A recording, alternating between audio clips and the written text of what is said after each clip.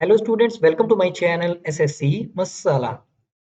CGL 2021 का exam अप्रैल 2022 में 21 shifts में कंडक्ट हुआ था और इसमें केमिस्ट्री के 35 क्वेश्चंस पूछे गए थे जिन्हें हम इस वीडियो में डिस्कस करेंगे। चलिए वीडियो को स्टार्ट करते हैं।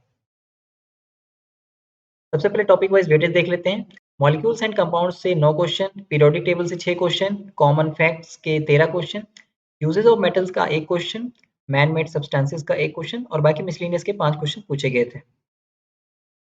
सबसे पहले मॉलिक्यूल्स एंड कंपाउंड्स के क्वेश्चन देखेंगे।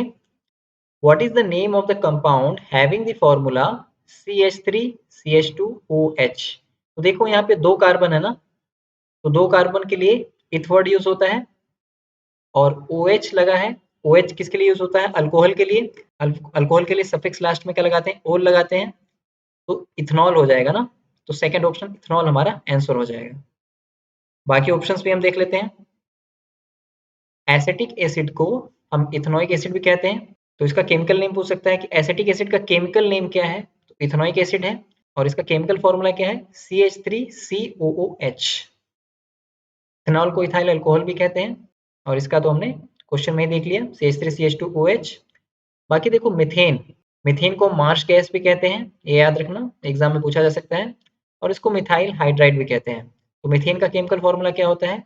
मिथ के लिए, मिथ जो है ये एक कार्बन के लिए यूज होता है। जब एक कार्बन होता है तो मिथ प्रीफिक्स लगता है, तो CH4 हो जाएगा। ठीक है। उसके बाद है क्लोरोफॉर्म। क्लोरोफॉर्म का केमिकल नेम क्या है? ट्राइक्लोरोमीथेन। तो ट्राइक्लोरो है यानी 3 क्लोरीन आएगा और मीथेन है तो एक कार्बन आएगा, तो CHCl3 इसका केमिकल फॉर्मूला होता है। ठीक है। नेक्स्ट क्वेश्चन पे चलते हैं। Ozone is an allotrope of dash. तो ओजोन O3 होता है ना, तो सेकंड ऑप्शन ऑक्सीजन इसका आंसर हो जाएगा। ठीक है, ऑक्सीजन आंसर हो गया। नेक्स्ट क्वेश्चन देखो। Nitrogen is a dash element, diatomic, tetratomic, polyatomic या मोनोटॉमिक? इसका आंसर है डाइएटॉमिक। यानी जो नाइट्रोजन मॉलिक्यूल है वो नॉर्मली N2 के फॉर्म में एग्जिस्ट करता है एटमॉस्फेयर में। Ozone is a molecule made up of dash oxygen atoms. Ozone का फॉर्मूला O3 होता है, तो 3 ऑक्सीजन एटम हो गए, ये हमारा आंसर हो गया। नेक्स्ट क्वेश्चन पे चलते हैं। What is the atomic mass of oxygen expressed in U? तो ऑक्सीजन का एटॉमिक मास क्या होता है? 16 होता है, 16 हमारा आंसर हो जाएगा। अच्छा देखो, एटॉमिक मास का फॉर्मूला क्या होता है? एटॉमिक मास होता है number of protons plus number of neutrons. अब देखो नंबर ऑफ प्रोटॉन्स तो फिक्स होता है, ठीक है, जितना एटॉमिक नंबर होता है उतने ही प्रोटॉन होते हैं, लेकिन जो न्यूट्रॉन्स होते हैं ये डिफर करते हैं। ठीक है, तो न्यूट्रॉन्स की वजह से एटॉमिक मास ऊपर नीचे हो सकता है। नेक्स्ट क्वेश्चन पे चलते हैं। How many protons are there in a lithium nucleus?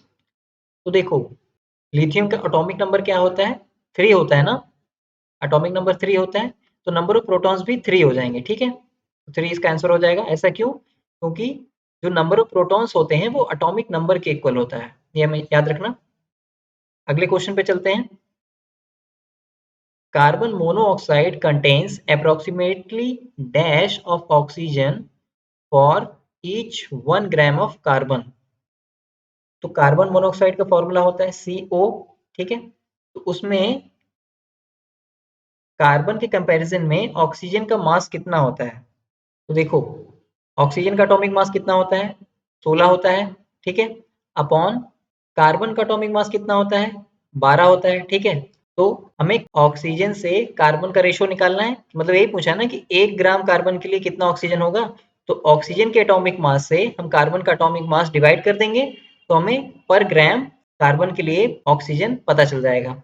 तो 12 से जब 16 को काटोगे तो ये हो जाएगा 1.33। तीसरा ऑप्शन हमारा आंसर हो जाएगा। ये तो वही है कि मतलब हम 16 को 12 से डिवाइड करेंगे 1.33 आएगा। और ये जो 2.66 गिवन है, 2.66 ये किसका है?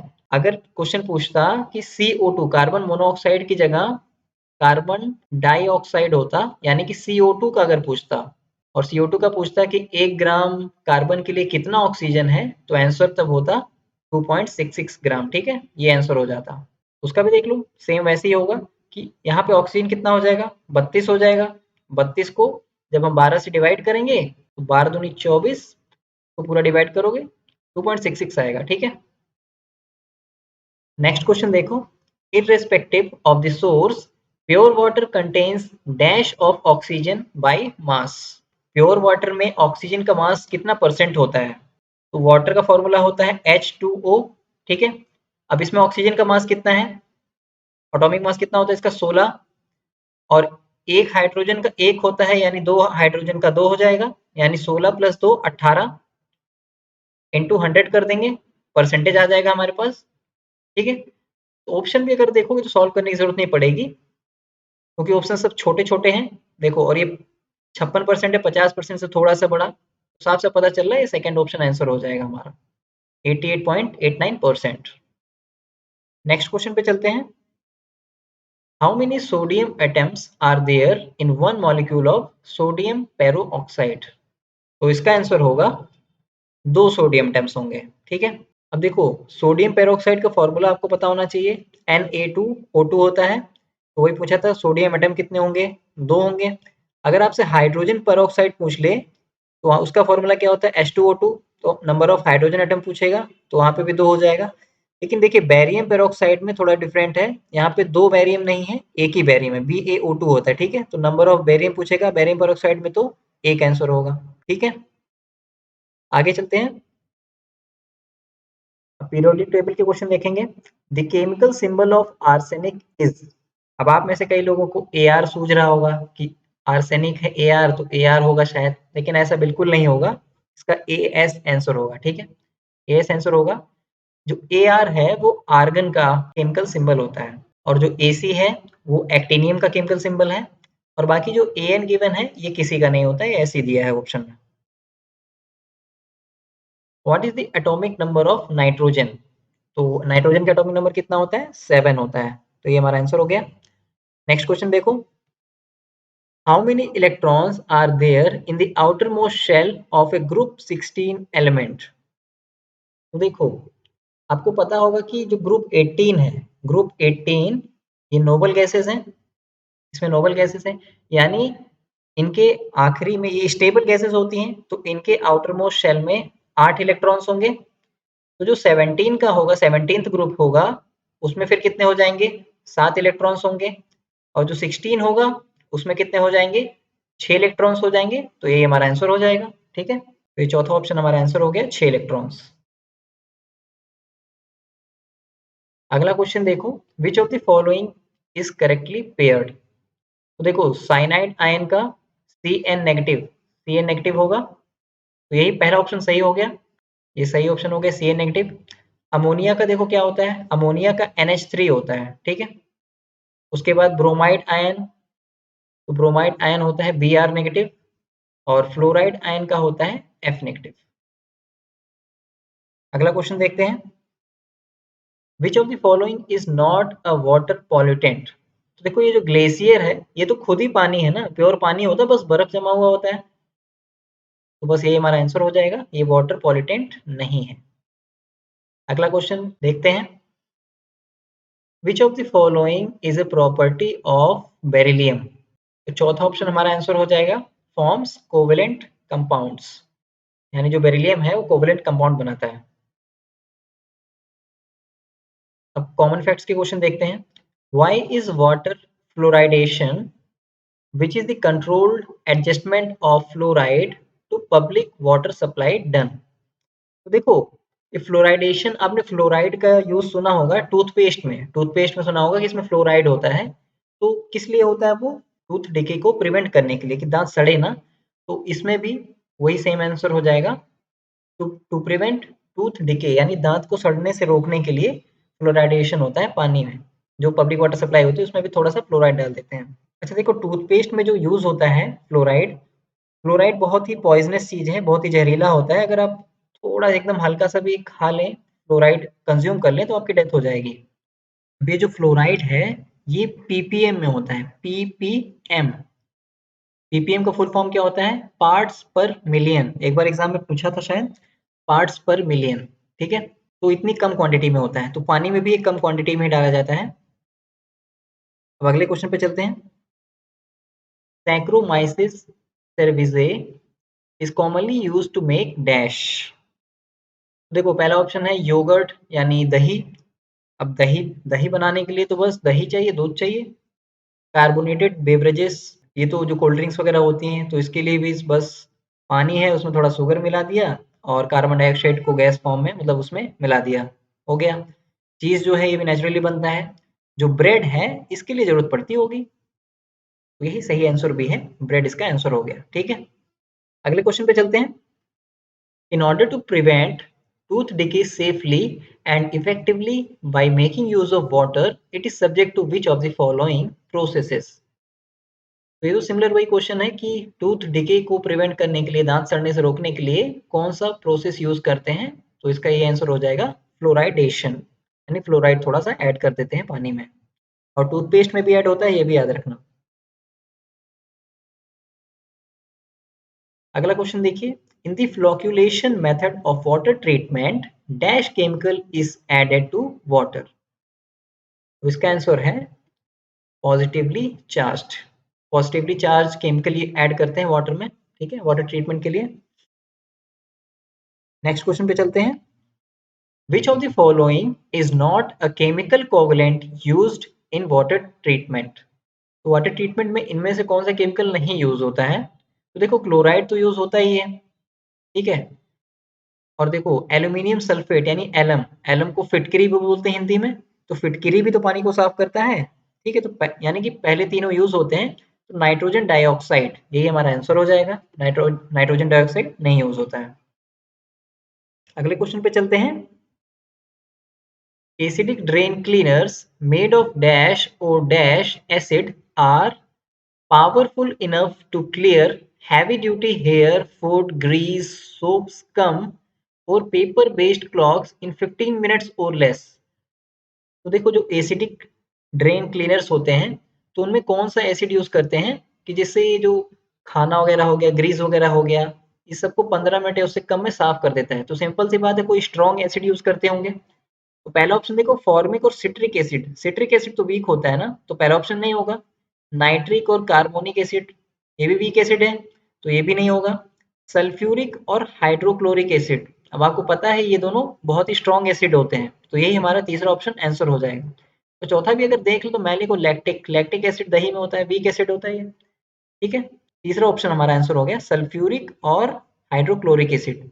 अब देखो सल्फ्यूरिक में एक ही सी आता है, ठीक है, एक सी नहीं होगा। अब ये जो मिस्टेक है ये टीसीएस, मतलब एसएससी का एग्जाम जो है टीसीएस कंडक्ट कराती है, तो टीसीएस के टाइपिस्ट ने मिस्टेक की है, ठीक है। अगला क्वेश्चन देखो, in order to get clean drinking water disinfectant is used after filtration. Disinfectant however is not used for removing. बोल रहे हैं कि साफ पानी के लिए डिसइंफेक्टेंट यूज किया जाता है, फिल्ट्रेशन के बाद इनमें से क्या चीज रिमूव नहीं करता है, ठीक है। तो देखो जब फिल्ट्रेशन कर देते हैं हम, तो फिल्ट्रेशन से जो पानी की गंदगी है वो तो खत्म हो जाती है, लेकिन जो उसमें बैक्टीरिया, वायरस या पैरासाइट वगैरह हैं, वो सब तो उसमें तब भी रहते हैं ना।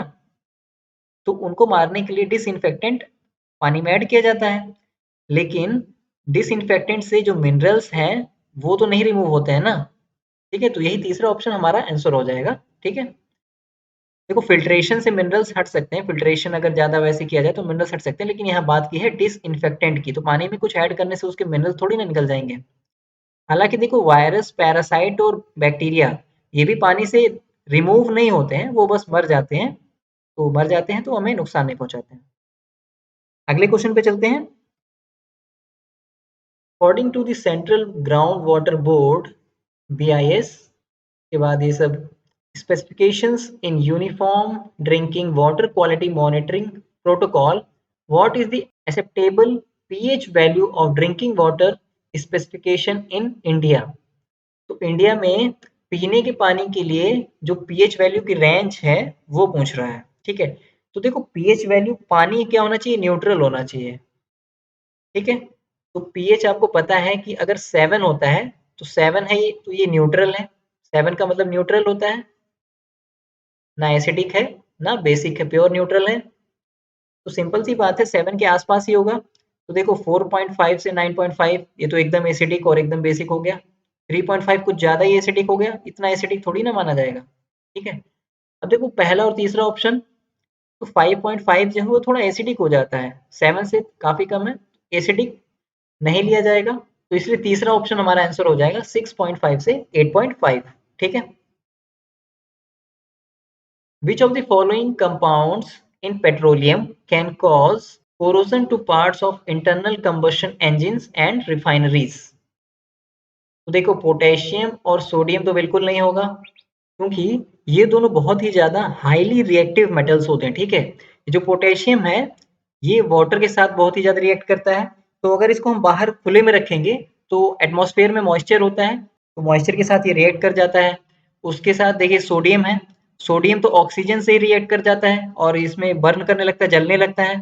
तो इन दोनों को कहाँ रखा जाता है? केरोसिन में रखा जाता है, ठीक है?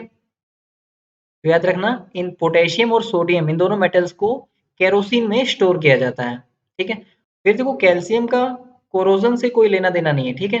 तो एक ही ऑप्शन बचा सल्फर, तो ये हमारा आंसर हो जाएगा, ठीक है। तो सल्फर हमारा आंसर हो गया। अब देखो होता है क्या है कि जो क्रूड ऑयल होता है, क्रूड ऑयल यानी कच्चा तेल, उसमें सल्फर का कंटेंट होता है, ठीक है। किसी में कम होता है, किसी में 14% ज्यादा भी हो जाता है। तो उसकी रिफाइनिंग की जाती है, मतलब तेल को साफ किया जाता है, रिफाइन किया जाता है, लेकिन तब भी थोड़ा बहुत रह जाता है कई बार। तो वो जो सल्फर पेट्रोलियम में, डीजल में, मतलब पेट्रोल या डीजल में रह जाता है वो, तो वो हमारे इंजन्स को नुकसान पहुंचाता है, ठीक है। गाड़ियों के इंजन्स को वो नुकसान भी पहुंचाता है। और मतलब जहां भी वो यूज होता है, पेट्रोल और डीजल या पेट्रोलियम प्रोडक्ट्स जहां भी यूज होते हैं, तो वो नुकसान पहुंचाता है, उसमें जो सल्फर का कंटेंट होता है वो नुकसान पहुंचाता है। नेक्स्ट क्वेश्चन पे चलते हैं। Ferrum is the Latin name for, तो इसका सिंपल सा आंसर हो जाएगा आयरन। आयरन आपने सुना ही होगा कई बार, इसके लिए आयरन के लिए फेरस वर्ड यूज होता है, ठीक है। फेरस, ठीक है। अगले क्वेश्चन पे चलते हैं। Which of the following techniques can be used for reducing total dissolved units TDS in water? Ion exchange, distillation, carding.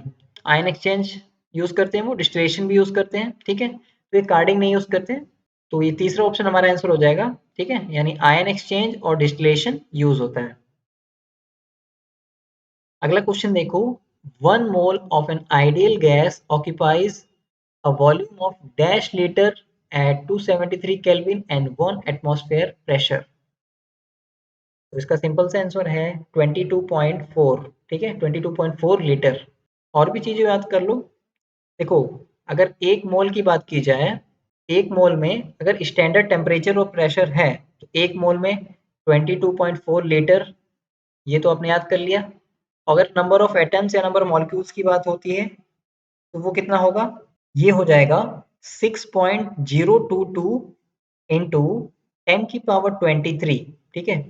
अब यहाँ पे आप एटम्स लगा लो, मॉलिक्यूल लगा लो, कुछ भी लगा लो, ठीक है। मतलब जो भी पूछा जाता है इतने होंगे, ठीक है। अच्छा देखो इसको और भी हम क्या बोलते हैं, इसको बोलते हैं हम Avogadro number, Avogadro number.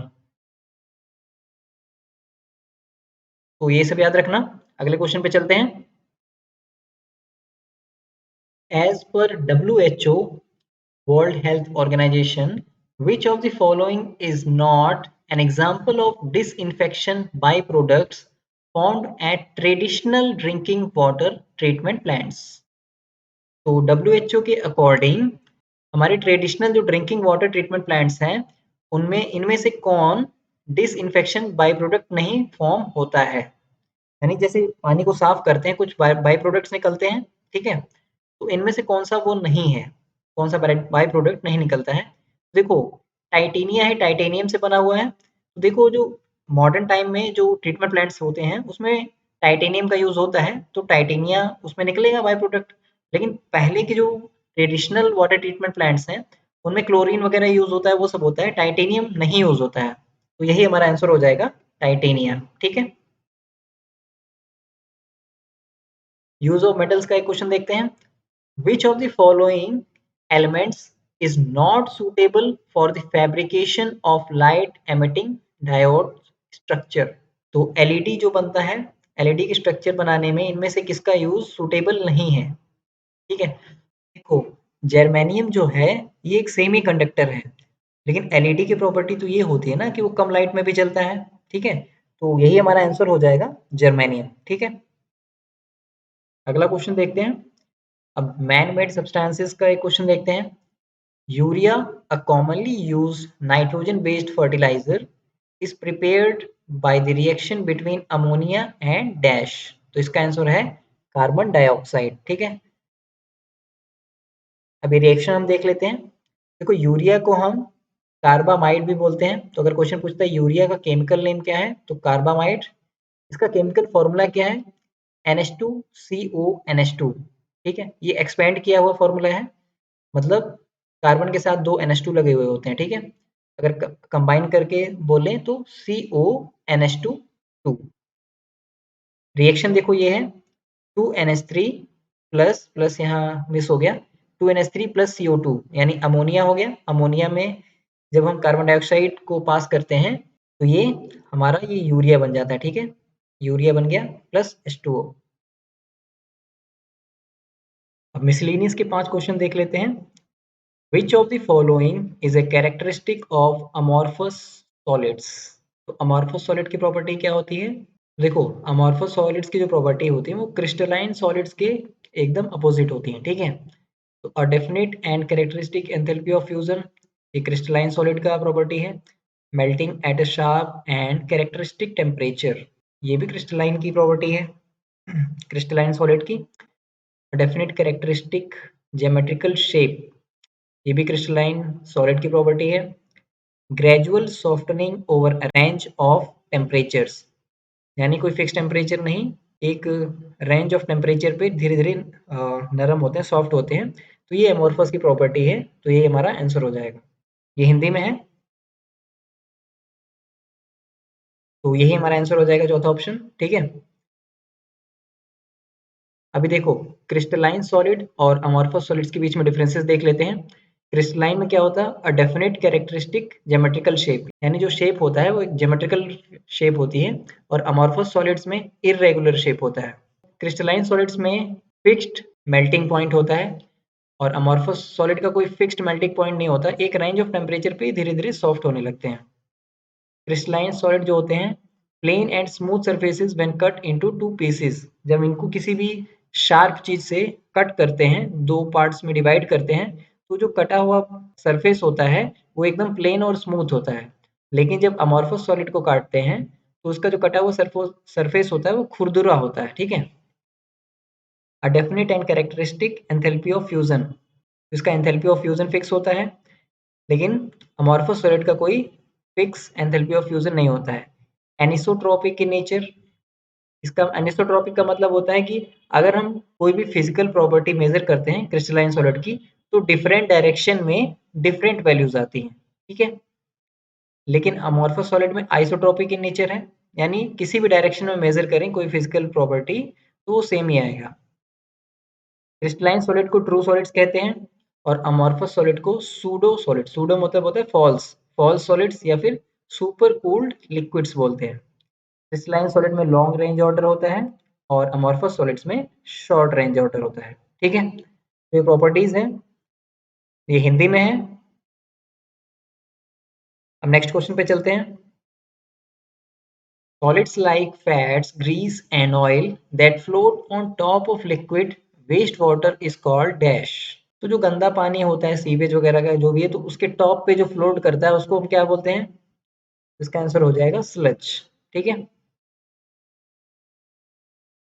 The process of waste water treatment is commonly called dash treatment. तो जो हमारे घर का गंदा पानी होता है, वेस्ट वाटर होता है टॉयलेट वगैरह का, तो उसको जो ट्रीटमेंट कहते हैं उसको क्या बोलते हैं, ट्रीटमेंट किया जाता है जाकर उसका, तो उसको क्या बोलते हैं, सीवेज ट्रीटमेंट। ठीक है, a dash tank is an underground chamber made of concrete, fiberglass or plastic through which domestic wastewater sewage flows for basic treatment। तो हमारे घर का जो गंदा पानी है टॉयलेट वगैरह का, वो जिस टैंक में जाके स्टोर होता है उसको कौन सा क्या बोलते हैं, सेप्टिक टैंक बोलते हैं। ठीक है, तो सेप्टिक टैंक हमारा आंसर हो जाएगा। नेक्स्ट क्वेश्चन देखो।